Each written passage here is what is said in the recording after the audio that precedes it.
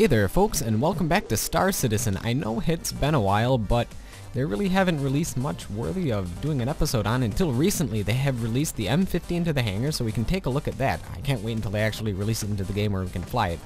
Anyhow, the M50 is a forward-swept wing design racing ship, well, primarily racing ship, and it's very reminiscent of the Grumman X-29 and the Su-47, which are forward-swept wing design aircraft that you can find in the real world, not just in a game. And the reason that they use forward swept wing design is they're far more maneuverable, well, at least in an atmosphere. And I know that this is probably just for aesthetics, but it does look pretty cool, and it's very reminiscent of those ships.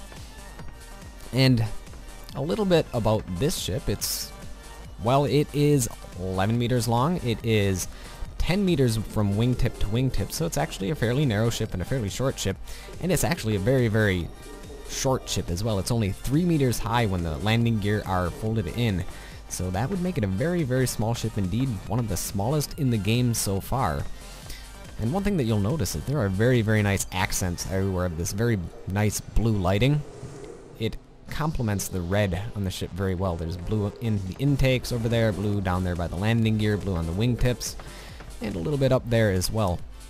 And this ship is very, very reminiscent of a supercar as well. Very much in its design, coloration, the cockpit, and one thing that I noticed as well, let's go into a third-person view, is the engine bay has a little glass covering over it so you can actually see the engine. That's very reminiscent of a Ferrari design and a Lamborghini design. They tend to do that. So that is a very nice touch that they added. A little bit more about this ship is it's actually fairly heavy for how small it is. I'm guessing the weight is mostly attributed to the fact that it has a very large power plant and the engines are very large for its size. The weight is 12,210 kilos. In comparison, if we look over here, that Aurora, well, not that particular Aurora, but the base Aurora only weighs 7,550 kilos. That's significantly less. That's almost 5,000 kilos less. But to compromise, we have TR4 class engines on the back, or at least it can hold TR4 class engines, which are absolutely massive for this size ship. Most Auroras, 300 series, and so on and so forth can only have TR1 engines, so maybe TR2s if you have a special upgraded class, but that's an absolutely massive engine, and you can fit 2 of them back here, so this is going to be a very, very quick ship. And as far as shields go, it has the all-stop shields, which is your standard shield for, well, most Auroras and most 300 series. I believe the 325A has a heavier duty shield, but this isn't necessarily something that's meant to go into combat. And here we are in the cockpit. It's a fairly nice layout.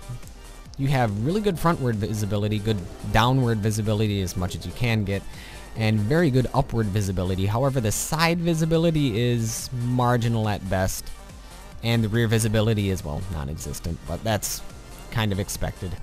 And the layout is pretty nice. In here you have, over here you have your buttons for, or your little, yeah, I guess you could call them buttons for life support, engines, comms, shields, that sort of thing. And on this side you have radar, fuel sensors, heat, weapons, and ammo. So very, very easy to look at, and so you're flying around and you need to look at, see if your engines are overheating, you just look over there, fuel, over there, ammo, everything's very, very nicely situated. And your critical things like life support, engines, and shields are over there, and communications.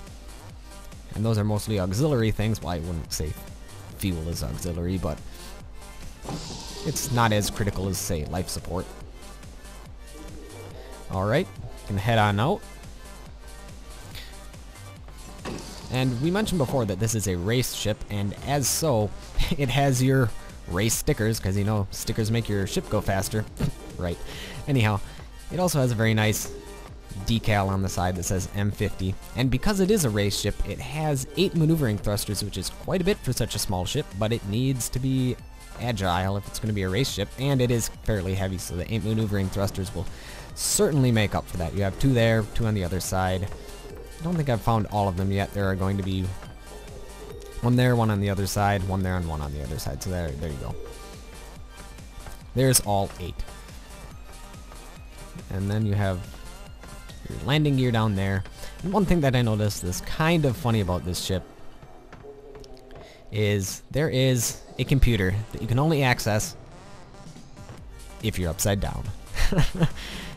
I'm sure that's just a little texturing bug, but it's still pretty cool nonetheless.